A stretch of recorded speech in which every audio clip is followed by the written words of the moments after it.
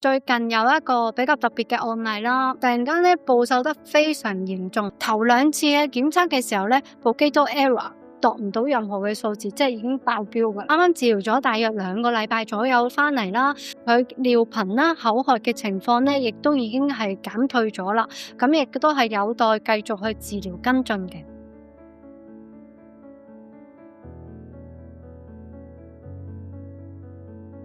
最近有一個比較特別嘅案例啦，50零歲嘅男士嚟嘅，佢多年咧有呢個嘅甲亢問題嘅，咁但係咧近呢2-3個月咧，突然間咧暴瘦得非常嚴重，同時間又出現小便頻繁啦、口渴啦、失眠嘅問題嘅，佢有揾中醫去診治過啦。咁呢個病人咧開頭嘅時候咧，我都以為佢係因為甲亢嘅原因咧而導致到佢有暴瘦嘅現象嘅，咁發現咧佢係有呢個嘅自身免疫系統嘅問題，雖然即係甲亢嘅問題同個自身免疫系統嘅問題咧係有相關，唔應該淨係單純係佢個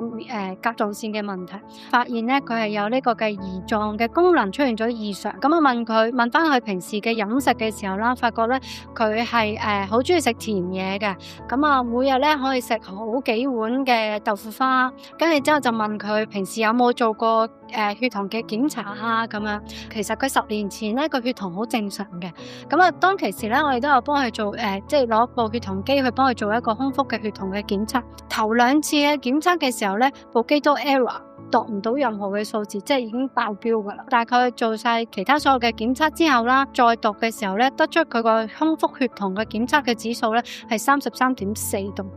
係啦。咁所以咧，其實佢係出現咗一個自身免疫系統嘅糖尿病嘅。啱啱治療咗大約2個禮拜左右翻嚟啦，佢現在嘅空腹血糖嘅指數咧係已經降翻落去10，佢尿頻啦、口渴嘅情況咧亦都已經係減退咗啦，咁亦都係有待繼續去治療跟進嘅。